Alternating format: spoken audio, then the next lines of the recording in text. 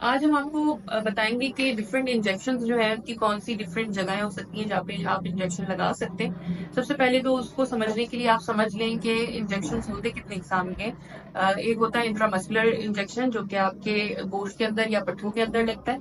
दूसरा subcutaneous injection जो कि यूजली इंसुलिन के पेशेंट्स लगाते हैं। और इंट्राडर्मल इंजेक्शन जो कि हम डिफरेंट एंटीबायोटिक्स की डोज देने से पहले उसकी टेस्ट डोज देने के लिए जल्द के नीचे लगाते हैं। और एक है इंट्रावेनस यानी कि जो कि आपकी नस के अंदर लगता है। सबसे पहले हम डिस्कस करेंगे इंट्रा मस्कुलर इंजेक्शन को कि उनकी कौन कौन सी साइट है। क्योंकि अगर इन जगहों पे जो आपको बताई जा रही है इन पे ना लगाया जाए तो कुछ कॉम्प्लिकेशंस भी हो सकती हैं, वो हम इंशाल्लाह नेक्स्ट वीडियो में डिस्कस करेंगे।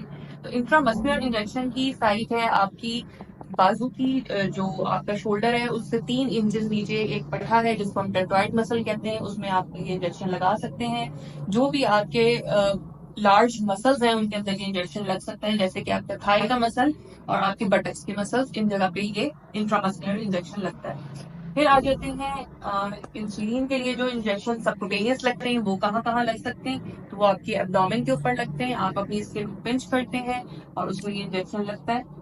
और अपर आउटर आर्म्स यानी कि आपकी शोल्डर से लेके एल्बो तक का जो रीजन है और आपकी बॉडी से दूर वाली साइड, तो ये अपर आउटर आर्म की साइड हो जाती है। और आपकी थाई की आउटर साइड, अपर आउटर साइड, यहाँ पे आप ये इंट्रा सबकुटेनियस इंजेक्शन लगा सकते हैं। फिर मैंने बात की थी कि समटाइम्स हमें कोई भी एंटीबायोटिक देने से पहले एक टेस्ट डोज देनी पड़ती है जो कि हम इंट्राडर्मल लगाते हैं, तो ये आपकी फोर आर्म के ऊपर जस्ट बिलो योर स्किन लगता है। और इसके अलावा आपकी इंट्रावेनस इंजेक्शन, तो ये आपकी नस के अंदर लगता है, चाहे हाथ की नस हो चाहे फोर आर्म की नस हो, या समटाइम्स अगर हमें कोई एक्सेस नहीं मिल रहा है तो हम पाउंड की नसों के अंदर भी इंजेक्शन लगाते हैं।